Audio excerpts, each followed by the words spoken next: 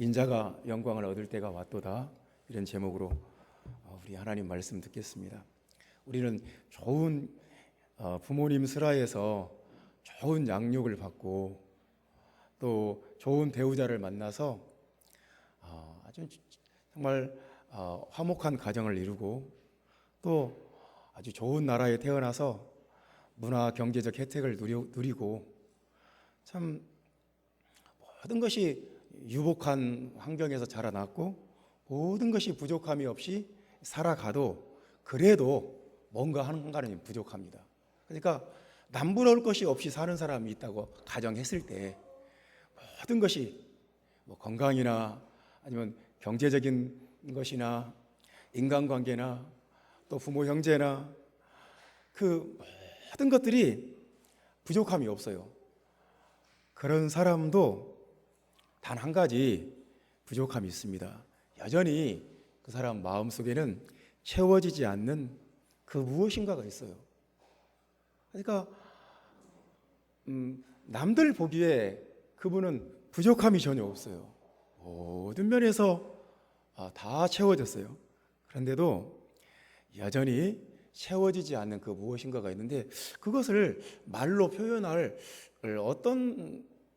그걸 뭐라고 표현할까 이제 생각해도 뭔가 우리에게 목마름과 허기짐과 배고픔이 있는데 그걸 무슨 말로 표현할까, 그것을 어떤 단어로 표현을 해야 되나 참 막막한 것입니다.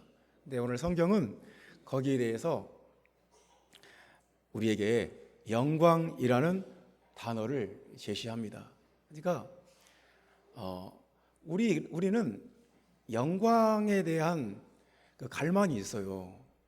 우리는 참 영광이 무엇인지 잘 모르지만 영광에 대한 그 사모하는 마음, 영광에 대해서 갈망하는 마음이 있어요. 그건 절대로 물질적인 것이 아니에요. 어떤 돈도 아니고 어떤 은행 잔고도 아니고 물질적인 것이 아님에도 불구하고 우리 마음속에는 그 영적인 갈망이 우리 속에 있습니다. 그래서 아마 우리가 궁극적으로 원하는 것은 그것은 아마 영광입니다. 영광을 우리가 원하는 거예요. 그러니까 우리가 세상에 살면서 우리가 결국 원하는 것, 최종적으로 원하는 것은 영광이에요. 영광을 얻고 싶은 거예요. 우리는 영광을 생각하면 연관되는 단어들이 명예, 칭찬, 자랑, 명성, 성공, 이 모든 것들이 영광과 관련되는 단어 같아요. 근데 그 성경에서는 영광이라는 단어가 굉장히 넓은 뜻으로 쓰이는 것 같아요. 그래서 우리가 천국 가는 것도 영원한 영광 그럽니다. 영원한 영광에 들어간다. 하나님의 영광에 들어간다. 천국 가는 걸 말해요. 그러니까 성경에서 영광이라는 단어가 굉장히 넓은 뜻으로 쓰이는구나. 우리가 축복받는 것도 영광이고 또 하나님의 능력이 나타나는 것도 영광이고 귀신이 떠나가는 것도 영광이고 병 고침 받는 것도 영광이고 말씀의 능력이 나타나는 것도 영광이고 우리가 은혜 체험하는 것도 영광이고, 그러니까 영광이 굉장히 넓은 뜻으로 쓰이는구나. 우리는 그것이 뭔지는 몰라도 그것에 대한 갈망이 있어요. 누구나 그래요.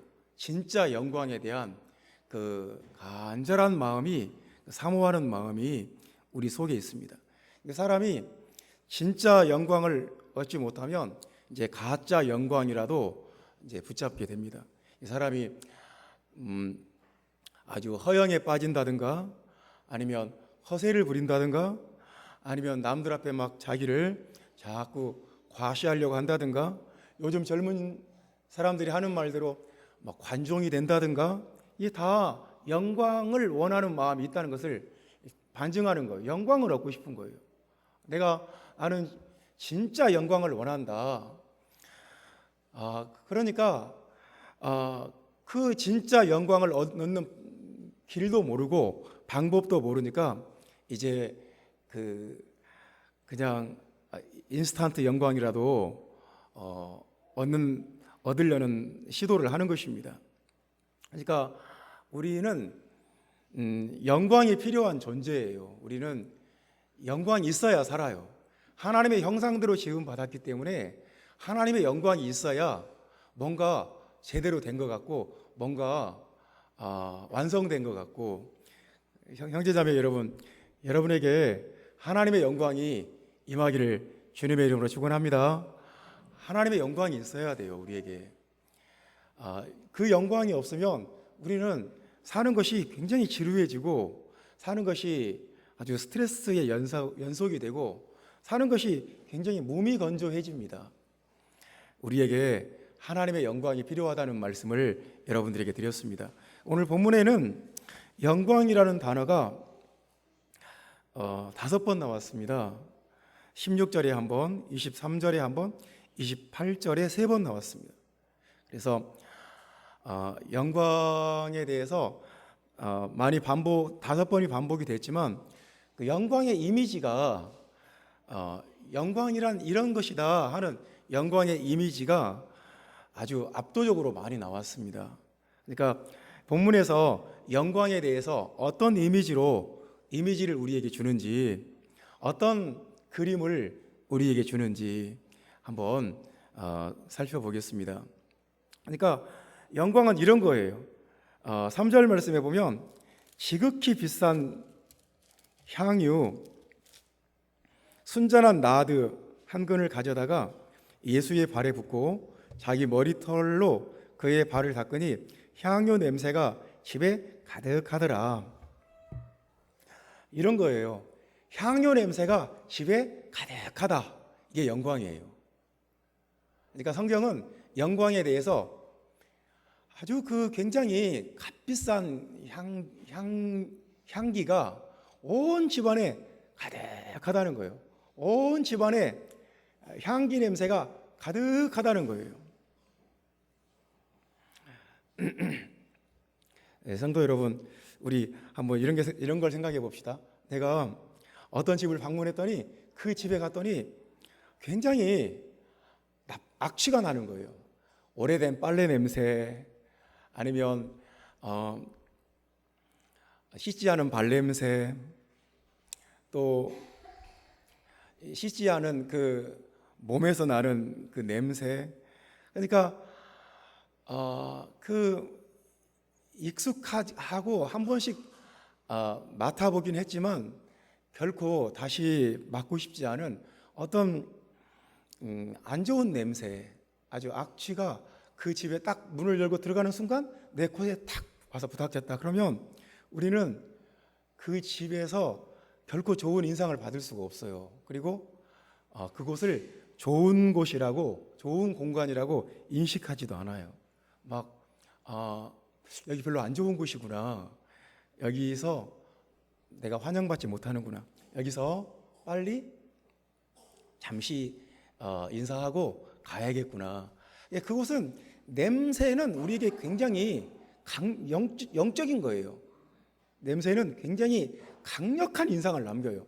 어렸을 때 어떤 안 좋은 냄새를 맡으면 평생 그 냄새를 기억을 합니다. 오늘 여러분들이 교회에 왔어요. 교회에 와서 예배를 드리고 하나님 말씀의 은혜를 많이 받았어요. 그런데 교회 화장실에 갔더니 아주 악취가 나는 거예요. 그러면 그 은혜 받은 것은 다 기억이 안 나고 그 악취만, 집에 가서도 그 악취만 기억이 나요. 그러니까 굉장히 그 냄새는 강력한 거예요. 근데 그 집안에 아주 지극히 비싼 향기 냄새가 온 집안에 가득 찼어요. 예수님의 발에 부은 그 향유 냄새가 온 집안에 가득한 거예요. 천국의 향기가 그곳에 가득한 겁니다. 다른 세상에 온 느낌이 들어요. 별천지 같은 느낌이 드는 거예요. 그러니까 성경은 지금 이 향유 냄새, 집에 가득한 이 냄새가 하나님의 영광의 이미지라는 거예요. 하나님의 영광은 그런 것이에요. 그러니까 온 집안의 다른 냄새들을 다 압도해 버렸어요. 다른 냄새는 음식 냄새도 뭐 빨래 냄새도 그 어떤 냄새도 나지 않고 그 집에는 향유 냄새만 가득 차 있는 거예요. 그런 곳에 가면 우리는 여기는 이 세상이 아닌 것 같다는 느낌을 받게 되고 마치 천국에 온 것 같은 느낌을 받게 됩니다. 그러니까 성도 여러분, 하나님의 영광이 임하면 우리는 하나님의 영광이 이곳에 딱 임하면 그 모든 것은 다 사라져 버려요. 하나님의 영광의 향기가 우리에게 가득해서 우리는 전혀 새로운 느낌을 받고 우리는 전혀 새로운 어떤 세상에 온 이곳은 전혀 다른 곳이구나 그런 느낌을, 그런 생각을, 그런 체험을 하게 돼요. 향유 냄새로 주님은 그 영광을 우리에게 실감나게 느끼게 해주시는 것입니다. 그 다음에 24절 말씀에 보면 많은 열매라는 그런 말씀이 있습니다. 하나님의 영광은 많은 열매와 같다는 것입니다. 많은 열매. 여러분, 가을에 무르익는 오곡백과 또 황금 물결, 참 이런 것들을 생각해 보면 이런 오곡백과와 황금 물결 이런 것들은 수많은 시인들과 노래하는 사람들과 문학자들에게 영감의 원천이에요. 그 가을에 무르익은 그 곡식들과 과일들은 정말 아름답고 영광스러운 거예요. 가을에 논에 모든 이삭들이 하나도 없고 다 그냥 아무런 곡식도 없고 가을에 과일나무에 아무런 열매도 없고 휑하다. 얼마나 그 을씨년스럽고 이상하고 괴이하겠습니까? 과일이든지 곡식이든지 많은 열매를 맺는다는 것은 하나님의 영광을 반영하는 거예요. 하나님의 영광, 그 좋으신 하나님의 영광을 반영하는 거예요. 정말 그런 것들을 우리가 상상만 해도 하나님의 그 영광과 그 은혜의 풍성함, 차고 넘치는 은혜, 그런 것들이 우리에게 느껴져요. 그러니까 가을에 그 넘실거리는 황금 물결을 보면 오곡백과를 보기만 해도 그동안에 봄부터 여름 또 가을 그 모든 수고와 고생이 다 사라져 버려요. 그것으로 다 보상을 받아요. 그래서 하나님의 영광은 많은 열매와 같은 것이다. 그리고 36절 말씀에는 빛이라는 표현이 있습니다. 빛을 믿으라. 나는 빛으로 세상에 왔나니. 빛, 밝은 빛.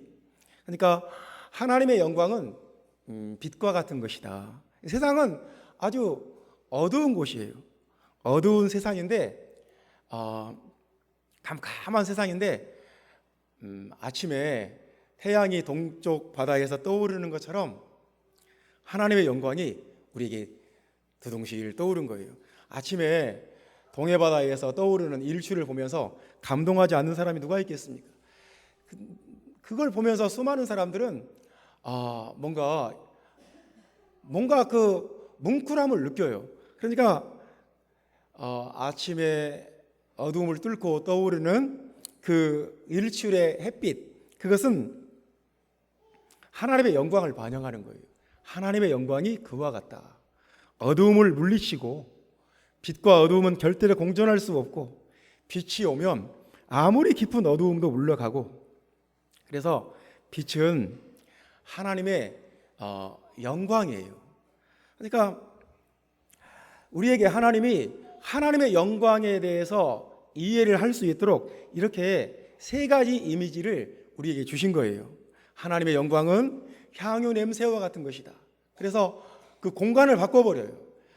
하나님의 영광이 임했을 때와 임하지 않았을 때는 전혀 그 시공간이 달라요. 하나님의 영광이 임하는 그 순간 그곳의 시간과 공간은 전혀 다른 영적인 은혜가 있는 곳으로 바뀐다는 거예요. 하나님의 영광이 임하면 그곳에는 많은 열매가 맺혀지는 역사가 있다는 거예요. 하나님의 영광이 임하면 어두움이 물러가고 빛이 뚫고 들어온다는 거예요. 내 마음속에, 우리 가정에, 우리 교회에 뭔가 흑암의 권세가 다 물러가 버리고 하나님의 영광의 빛이 교회 안에 충만하다. 교회 안에 밝게 빛난다. 여러분 생각해 보세요. 얼마나 아름답습니까? 이 세 가지의 공통점은 세상을 압도한다는 거예요. 향유 냄새는 그 집안의 모든 일상의 냄새를 압도해 버려요. 그리고 많은 열매는 그동안의 수고와 고통을 다 압도해 버려요. 빛은 어떤 경우에든지 어두움을 물리치고 압도해 버려요.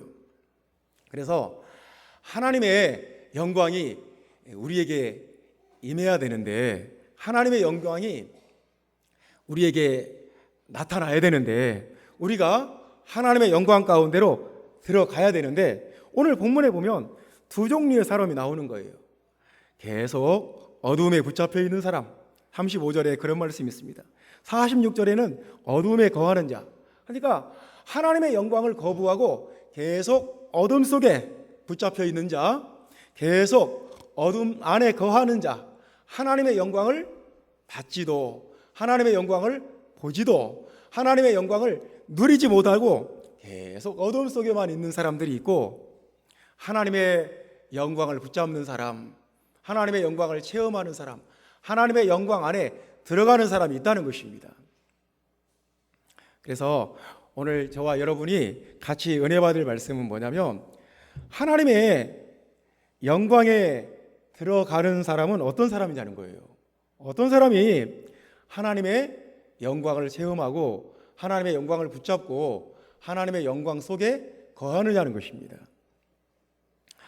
첫 번째 말씀은 우리 2절 말씀 다 같이 읽어보겠습니다. 우리 다 같이 요한복음 12장 2절 말씀 다 같이 읽습니다. 거기서 예수를 위하여 잔치할새 마르다는 일을 하고 나사로는 예수와 함께 앉은 자 중에 있더라. 여기서 우리가 이제 주목할 말씀이 뭐냐면 잔치했다는 거예요. 죽은 나사로가 살아났어요. 가만히 있겠습니까? 죽었던 오빠가 무덤 속에 장사 지낸 지 나흘 만에 살아서 돌아왔어요. 어찌 이럴 때 가만히 있겠습니까? 그래서 새 생명을 얻은 나사로를 위해서 죽음의 권세를 이기고 무덤 문을 열고 다시 살아난 이 나사로 때문에 예수님께 너무너무 감사한 거예요. 이제 뭐 세상에 아쉬울 것도 없고 부족한 것도 없고, 정말 죽었던 오빠가 살아서 돌아오니까 뭐 마음에 걸리적거리는 것이 하나가 없어요. 그냥 죽었던 오빠가 다시 살아서 돌아왔는데 뭐가 문제겠어요? 뭐가 근심이겠어요? 뭐가 짜증나겠어요? 뭐가 불안하겠어요? 죽은 사람이 살아왔는데. 그래서 예수님께 감사드리기 위해서 잔치를 열었어요. 예수님 너무너무 감사합니다. 우리 오라버니가 살아서 돌아왔습니다. 그래서 마르다는 열심히 일을 했다고 합니다. 음식 준비를 했습니다. 나사로는 남자니까 게스트이신 예수님 옆에 예수님과 같이 대화를 하고 있는 것입니다. 그리고 마리아는 예수님을 위해서 향유를 준비했습니다. 그러니까 이 잔치를 벌여놓고 마리아도 나사로도 마르다도 자신들이 할 수 있는 일을 최선을 다해서 하고 있는 거예요. 이 잔치의 클라이막스는 마리아가 준비한 이벤트예요. 지극히 비싼 향유 300데나리온, 우리나라 돈으로 환산하면 한 3천만 원 정도 될 것 같아요. 하루 군인이나 노동자 품삯을 하루 10만 원으로 계산하면 한 3천만 원 정도 될 것 같아요. 근데 순전한 나드 한 건, 동인도에서 수입해온 아주 비싼 나드 340g 예수님의 발에 부었습니다. 자기의 머리털로 그의 발을 닦았습니다. 이 잔치가 굉장히 영광스러운 잔치인 거예요. 그 잔치를 벌이고 있을 때 하나님의 영광이 그곳에 임했어요. 잔치 속에 하나님의 영광이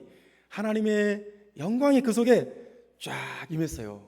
그래서 성도 여러분, 하나님의 영광 안에 거하는 사람, 하나님의 영광 속에 들어가는 사람은 잔치하는 사람이다. 그러니까 마음이 이제 이런 말씀을 생각해 봅시다. 여러분에게 맨날 그럼 날마다 목사님 잔치하면 어떻게 삽니까? 살림 말아먹으라는 말입니까? 그런 말이 아니에요. 잠언서에 보면 고난받는 자는 그 날이 다 험악하나 마음이 즐거운 자는 항상 잔치하느니라. 그러니까 마음이 즐거우면 항상 잔치예요. 그냥 매일 먹는 음식을 차려놔도 그게 잔치예요. 마음이 즐거우면 김치하고 밥을 먹어도 잔치예요. 마음이 즐거우면 김에 밥을 싸먹어도 잔치예요. 마음이 괴로우면 뷔페 식당을 가도 험악해요. 그 음식들이 전혀 먹으면 탈나고 배탈 나고 장염 걸리고.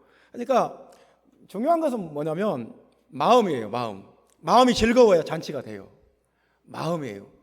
여러분이 세상에 좀 항상 마음대로 안 되는 것들이 많죠. 그리고 원하는 대로 안 되는 것도 있고. 그래도 예수님이 내 안에 계시고 예수님의 새 생명이 내 안에 있다. 죽었던 내가 예수 믿고 거듭나서 구원받았다. 그러면 마음이 즐거워야 돼요. 마음이 기뻐야 돼요. 잔치를 열어야 돼요. 잔치를 열어야 예수님께 이벤트를 할 수 있어요. 가장 비싼 향유를 옥합을 깨뜨려서 예수님의 발에 붓고 예수님께 영광 돌리고 하나님의 영광이 그곳에 충만하게 임하는 거예요. 그러니까 하나님의 영광은 이렇게 마음이 즐거운 사람, 감사하는 사람, 기뻐하는 사람, 기도하는 사람, 이런 사람에게 하나님의 영광이 임한다는 거예요. 여러분의 마음이 잔치하는 마음이 되시기를 주님의 이름으로 축원합니다. 근데 이 잔치 속에도 여전히 마음이 삐딱하고 아주 공격적이고 뭔가 트집 잡으려고 하고 뭔가 비방거리를 찾고 이 잔치에 전혀 동참하지 않는 한 사람이 있었습니다. 그 사람이 뭐냐면 4절 말씀에 제자 중 하나로서 예수를 잡아줄 가룟 유다가 말하되 이 향유를 어찌하여 300데나리온에 팔아 가난한 자들에게 주지 아니하였느냐. 그러니까 이 가룟 유다는 하나님의 영광에 동참하지 못해요. 계속 어둠에 붙잡혀 있어요. 그 속에 돈 귀신이 붙어가지고 예수님도 돈 받고 팔아버리고 이 향유도 딱 보니까 저게 3천만 원짜리인데 저걸 왜 허비하지? 이렇게 그 하나님의 영광에 동참하지 못하고 가룟 유다는 계속 그 자리에 있었지만 어두움 가운데 머물러 있는 거예요. 하나님의 영광의 빛 가운데로 하나님의 그 영광의 그 충만함 속으로 들어가지 못해요. 그리고 여전히 자기 생각 속에, 자기 어두움 속에, 자기 자아 속에 빠져 있는 거예요. 뭔가 트집을 잡으려고 하고 예수님을 공격하려고 하고 예수님을 아주 경제적으로 낭비하는 사람, 경제적 개념이 없는 사람, 예수님을 아주 그냥 가난한 사람을 전혀 생각하지 않는 이런 사람으로 막 비방하고 막 공격을 해버리는 거예요. 그러니까 이 세상에는 어떤 그 영적인 잔치에 참여하는 사람이 있는가 하면 결코 참여하지 못하는 사람이 있는 거예요. 마음의 문제예요. 가룟 유다는 마음이 잘못됐어요. 마음이 삐뚤어졌어요. 그래서 그 잔치에 참여하지도 못하고 하나님의 영광에 거하지도 못하는 거예요. 사랑하는 형제자매 여러분, 나는 여러분들이 항상 잔치하는 사람들이 되시기를 주님의 이름으로 축원합니다. 마음이 즐거운 자는 항상 잔치예요. 마음이 즐거운 자는 간장 한 그릇에 밥을 비벼 먹어도 마음이 잔치예요. 여러분, 그런 사람에게 하나님의 영광이 임한다는 거예요. 그런 사람에게 하나님의 영광이 나타난다는 거예요. 그런 사람이 하나님의 영광 속에 들어간다는 거예요. 마음이 즐겁고 기쁜 사람이 성령도 빨리 받아요. 하나님의 능력도 빨리 체험해요. 은사도 많이 받아요. 기도 응답도 잘 돼요. 여러분 마음이 잔치하는 마음, 항상 잔치할 수 있는 마음이 되시기를 주님의 이름으로 축원합니다. 인생이 심각하고 우울하고 뭔가 막 걱정거심에 막 많고 생각이 많고 그게 인생이 아니에요. 진짜 인생은 소풍 온 사람처럼 잔치하는 마음으로 사는 것이 진짜 인생이고, 그런 사람이 하나님의 영광을 본다는 거예요. 여러분, 잔치라는 단어가 성경에 65번 나옵니다. 근데 여러분 한번 질문하고 싶어요. 성경이 66권인데 잔치라는 말이 65번 나와요. 그러니까 이렇게 많이 나오는 말은 아니죠. 근데 어떤 성경에 집중적으로 나와요. 이 잔치라는 말이 성경 한 권에 집중적으로 나와요. 21번 나와요. 어떤 성경인지 여러분 혹시 그냥 한번 짐작할 수 있겠습니까? 성경 어디에 잔치라는 말이 이렇게 많이 나옵니까? 이게 많이 나오는 단어가 아닌데 이 성경에서만 집중적으로 21번 나와요. 아주 짧은 성경이에요. 막 60장 막 그런 성경도 아니에요. 아주 짧은 성경인데 그 안에 21번이나 나옵니다. 어딘지 아시겠습니까? 에스더서입니다. 에스더서는 1장부터 잔치로 시작해서 잔치로 끝나요. 잔치를 하면서 그 페르시아 황제를 데려다가 그 하만의 음모, 그 귀신과 마귀의 음모를 폭로하고, 그 잔치를 통해서 항상 하나님의 능력이 나타나요. 잔치를 통해서 흑암의 권세가 드러나고, 잔치를 통해서 악한 권세가 가로막히고 스톱이 되고, 잔치를 통해서 이스라엘 민족이 구원을 받고, 잔치를 통해서 하나님의 영광이 나타나고, 그래서 이스라엘 민족이 그 하만의 음모에서 벗어나서 승리했을 때 또 잔치를 벌여요.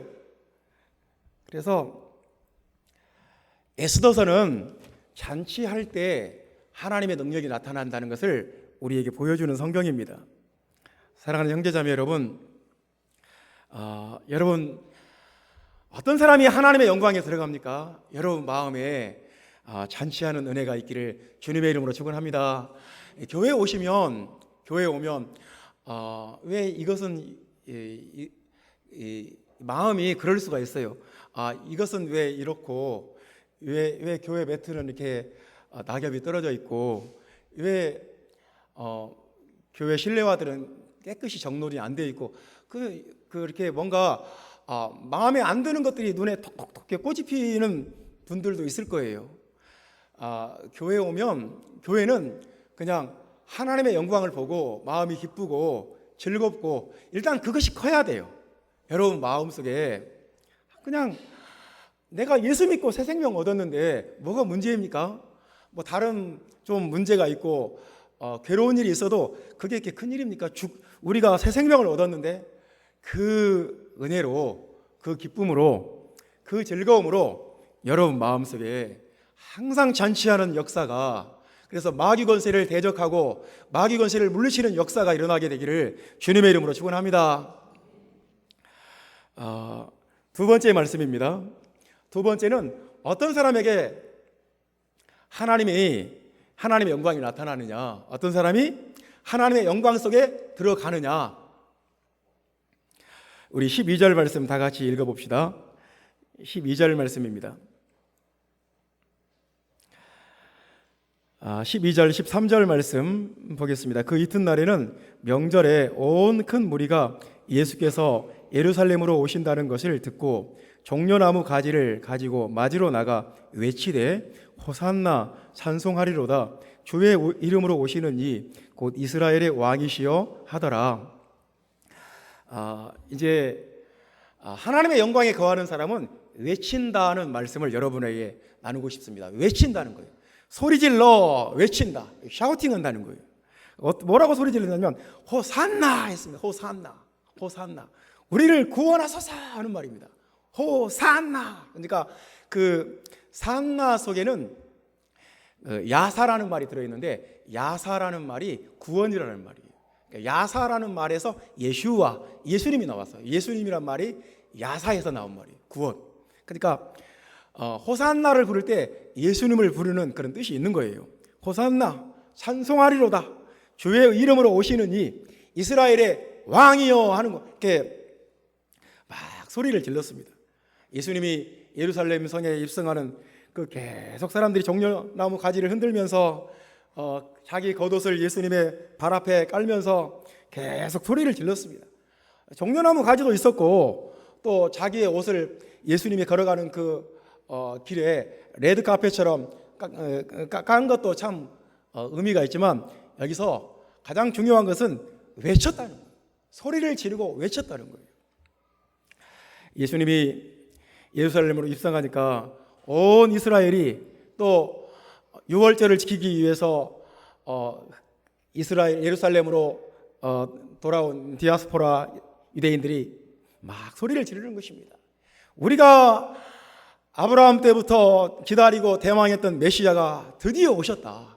우리가 정말 2000년 동안 기다리고 사모하고 원했던 메시아가 드디어 예루살렘에 오셨다.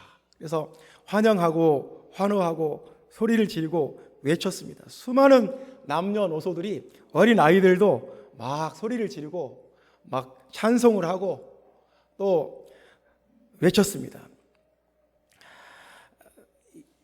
하나님의 백성들이 이렇게 소리를 지르고 큰 소리로 찬양을 부르고 또 우리의 왕이 이곳에 오셨다고 외칠 때 하나님의 능력이 나타나고 하나님의 영광이 나타납니다. 이곳에 주 예수님이 오셨다고, 왕이신 주 예수님이 지금 우리와 함께 하신다고 우리가 소리 지르고 그것을 주장하고 그것을 선포할 때 하나님의 영광이, 하나님의 능력이 이곳에 임합니다. 여러분 항상 선포하세요. 예수님은 왕이시다. 왕이신 주님이 지금 나와 함께 하신다. 우리 집에 예수님이 오셨다. 우리 집에 모든 필요를 채우시는 예수님이 우리와 함께 계신다. 예수님이 우리의 질병을 치료하신다. 예수님이 왕이시다. 왕이신 예수님이 오늘 이 시간 우리와 함께 하신다. 막 소리를 질러야 돼요. 지하철에서 소리 지르기 힘들면 마음속으로 소리 지르세요. 잠자다가 소리를 지르세요. 마음속으로 막 소리를 지르세요. 그냥 계속 소리 질러야 돼요. 예수님이 왕이시다. 찬송하리로다. 호산나. 우리를 구원하시는 예수님이 우리와 함께 계신다. 우리가 소리를 질러야 돼요. 마귀는 우리가 소리 지르는 거 싫어해요. 누가복음 19장 39절 말씀에 보면 바리새인들이 이렇게 말합니다. 선생이여, 당신의 제자들을 책망하소서. 왜 막 그 어린 아이들이 소리 지르고 여자들이 소리 지르고 남자들이 소리 지르고 그냥 막 예수님을 환호하는 사람들이 계속 소리를 지르니까 바리새인들이 화가 났어요. 좀 너무 시끄럽다고, 좀 조용히 좀 시키라고. 예수님이 뭐라고 대답하냐면, 내가 너희에게 말하노니 만일 이 사람들이 침묵하면 돌들이 소리 지르리라. 그러니까 예수님은 소리 지르는 걸 막지 말라는 거예요. 만약에 사람들이 소리를 지르지 않으면 돌들이 하나님의 영광을 선포하고 돌들이 예수 그리스도가 하나님이신 것을 주장하고 선포한다는 거예요. 이스라엘의 왕이 오셨다고.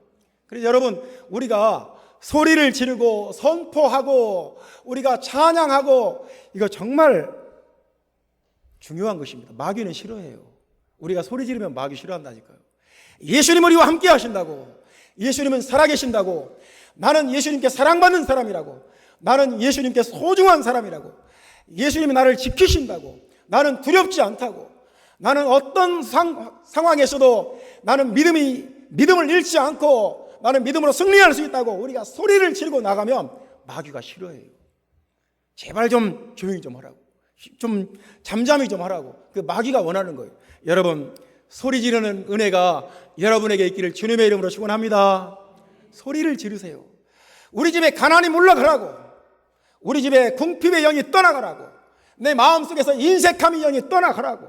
내 마음속에서 분노와 미움과 원수 맺는 마음이 떠나가라고 막 선포해야 돼요. 내 몸에서 악한 질병이 떠나가라고 막 선포해야 돼요.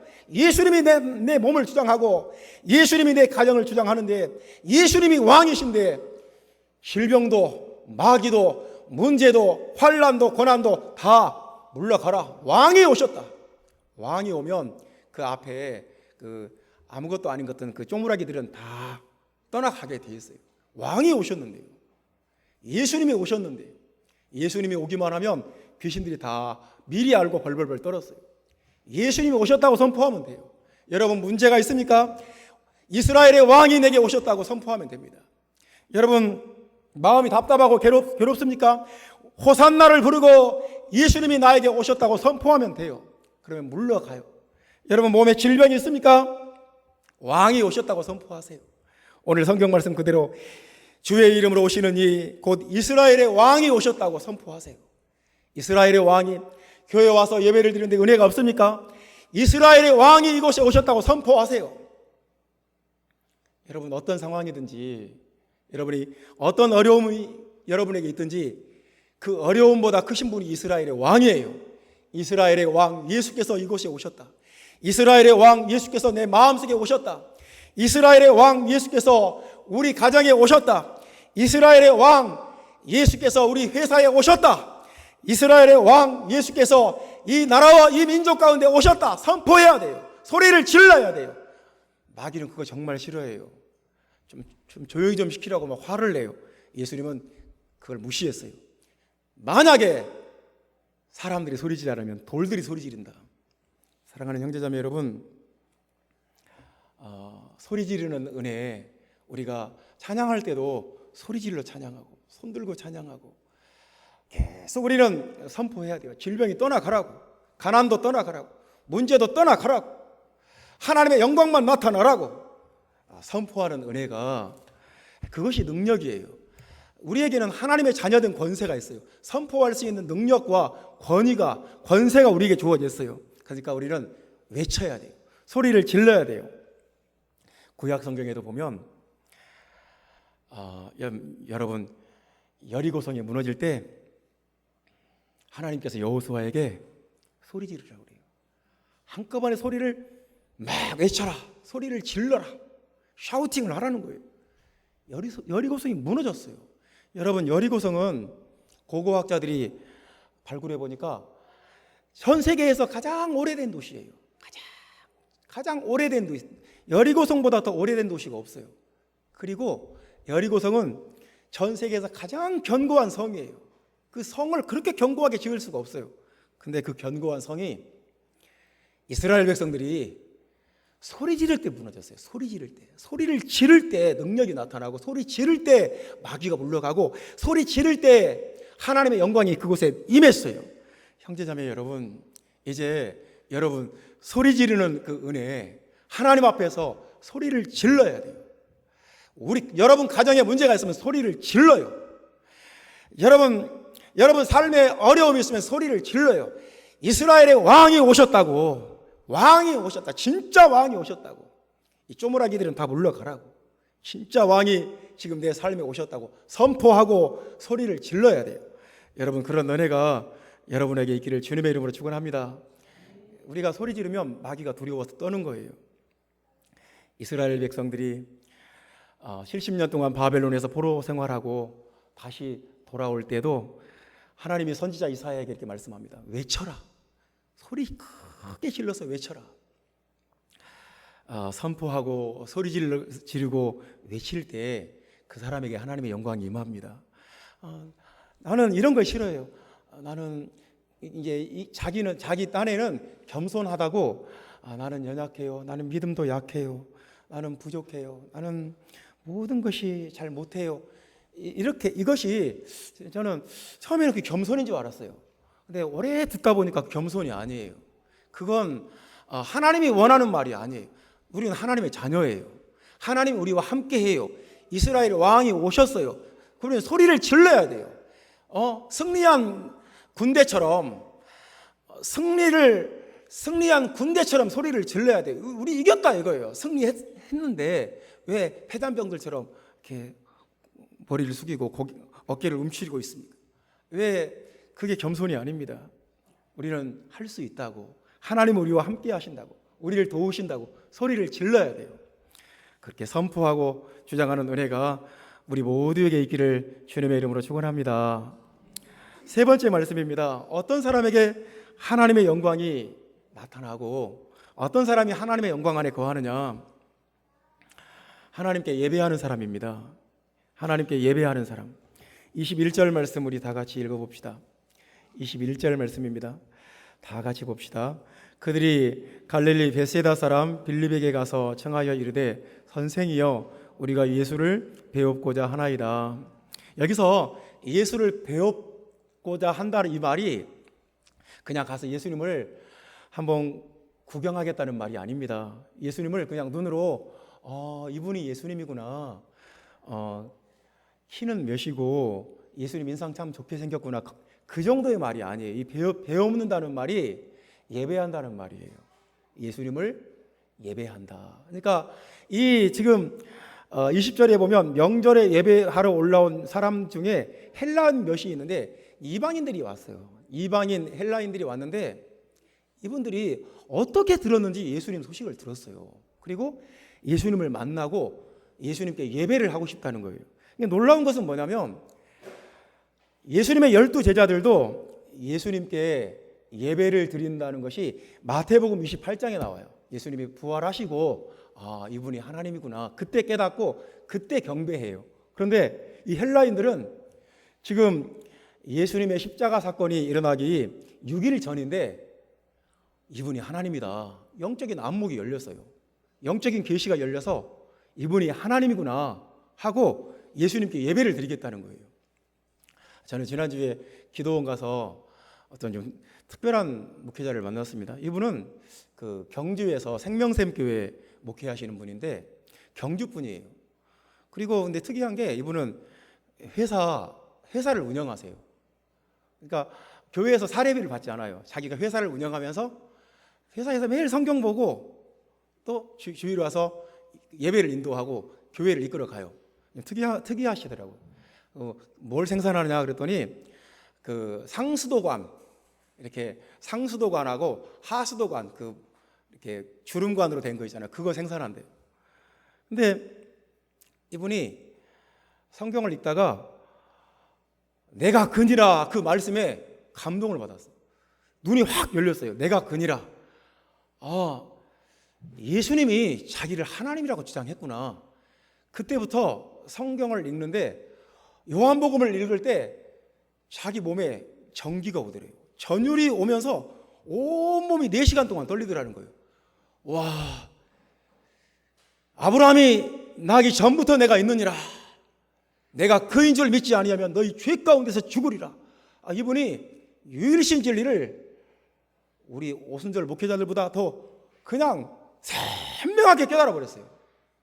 그리고 그날부터 유일신 교단을 막 인터넷에서 계속 찾고 찾은 거예요. 어디에 정말 이 유일신 교리를 가르치는 교회가 이 교단이 어디 있을까? 그래서 이분이 결국은 선교사님하고 김희자 선교사님하고 연결이 돼가지고 이제 예수 그리스도의 이름으로 침례받고 그리고 우리 교단으로 가입을 해버렸어요, 그냥. 그래서 제가 그분하고 지난주에 계속 얘기를 했습니다. 놀라웠어요.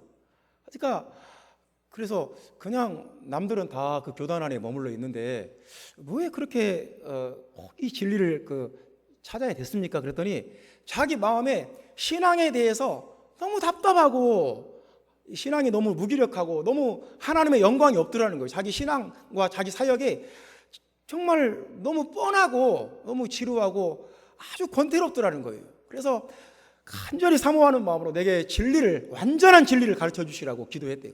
하나님, 완전한 진리를, 하나님의 영광을 보고 능력을 보고 내 마음이 뜨거워지고 내가 살 수 있는 완전한 진리를 좀 가르쳐 주십시오 했더니 하나님이 그 계시를 확 열어주신 거예요. 놀랍지 않습니까? 그래서 제가 그분하고 참 재밌었어요.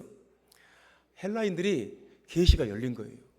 이분이 하나님이구나. 예배하러 왔어요. 예수님에게 그냥 단순히 호기심으로 흥미거리로 예수님 보겠다는 게 아니에요. 예수님께 예배하겠다는 거예요.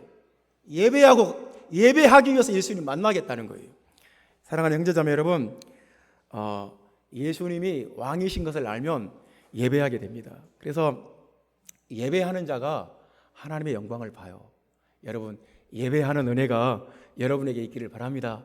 그러니까 여기서 잔치할 때 하나님의 영광이 나타나고 소리를 질러 외칠 때 하나님의 영광이 나타나는데 가장 높은 수준이 뭐냐면 예배할 때예요. 예배할 때 가장 하나님의 영광이 가장 충만하고 가장 깊은 영광이 나타나요. 그래서 예수님이 마리아 마르다에게보다 또 그 환호하는 그 소리 지르는 그 무리들에게보다 이 헬라인에게 가장 많은 말씀을 하셨어요. 예수님이 무려 23절부터 36절까지가 이 헬라인들에게, 이 이방인들에게 주신 말씀이에요. 예배 드리러 온 사람들이 너무너무 소중해서 가장 많은 말씀들을 주셔요. 그러니까 예배할 때 하나님의 영광을 가장 많이 우리가 받는다는 거, 예배할 때 우리가 하나님의 영광에 들어간다는 거. 그러니까 우리가 예배를 소홀히 하면 굉장히 손해를 많이 보는 거예요. 그러니까 예배할 때 핸드폰을 보고 있다거나 다른 생각을 하고 있다거나 예배를 소홀히 하는 것은 하나님의 영광을 걷어차는 거예요. 여러분, 예수님을 왕으로 고백하고 경배하는 것 정말 귀한 일입니다. 예수님께 예배하면 예수님이 그 세 가지 영광을 보장을 했어요. 24절 말씀 보면 많은 열매를 맺는다 그랬어요. 예배하는 사람은 많은 열매를 맺는 영광을 누려요. 25절 말씀에 보면 영생하도록 보존하리라 그럽니다. 예배하는 사람은 영생을 누려요. 진짜로 예배를 드리면 영생하도록 보존해요. 자신의 생명이 영생 안에 보존이 돼요. 예배하는 사람은 26절의 말씀에 보면 내 아버지께서 그를 귀히 여기시리라 그랬습니다. 하나님은 예배하는 사람을 귀중하게 여기세요. 귀한 사람, 너는 정말 귀하다. 너처럼 귀한 사람은 세상에 없다. 하나님께 귀한 사람이 된다니까요. 예배가 이렇게 중요해요. 그러니까 성도 여러분, 우리가 예배할 때 하나님의 영광에 거하고 하나님의 영광이 우리에게 임하고 예배를 잘 드리고 나면 얼굴 표정이 바뀌어요. 얼굴에서 빛이 나요. 얼굴에 하나님의 영광이 임해요. 여러분 얼굴에서 하나님의 영광의 빛이 나타나게 되기를 주님의 이름으로 축원합니다. 예배가 중요해요. 예배할 때 우리가 하나님의 영광 안으로 들어가요. 모든 더러운 귀신들이 떠나가고 하나님의 영광만 남아요. 하나님의 영광이 우리에게 필요해요. 하나님의 영광이 없으면 우리는 못 살아요. 답답하고 사는 것이 허무맹랑해요. 정말 인생 별것 없어요. 인생에 낙이 없어요. 하나님의 영광이 있어야 돼요. 여러분, 하나님의 영광이 잔치하는 사람에게 하나님의 영광이 있습니다. 항상 기뻐하시기 바랍니다. 성령의 기쁨이 여러분 안에 있기를 바랍니다. 항상 즐거워하는 그 은혜, 날이면 날마다 새 생명 주신 죽었던 나를 살려주신 그 은혜를 생각하면서 하나님 앞에서 기뻐하고 즐거워하는 그 은혜가 저와 여러분에게 있기를 주님의 이름으로 축원합니다. 소리 지르는 사람에게 하나님의 영광이 있습니다. 우리는 날마다 소리를 질러야 돼요. 호산나 찬송하리로다. 주의 이름으로 오시는 이여 이스라엘의 왕이 오셨다. 선포하고 소리 지를 때 하나님의 영광이 우리에게 임합니다. 우리가 하나님의 영광 안에 거하게 됩니다. 하나님 앞에 예배할 때 간절히 사모하는 마음으로, 내가 오늘 예배 때 반드시 주님 만나고 싶습니다. 주님의 임재 앞에 들어가고 싶습니다. 간절한 마음으로, 사모하는 마음으로 예배에 들어올 때 그 사람에게 하나님의 영광이 임해요. 그 사람이 하나님의 영광 안으로 들어가요. 하나님의 영광이 아름다운 교회와 여러분 가정과 여러분 사업장과 여러분 직장과 여러분 마음 안에 충만하게 되기를 예수의 이름으로 축원합니다. 기도하겠습니다. 예수님,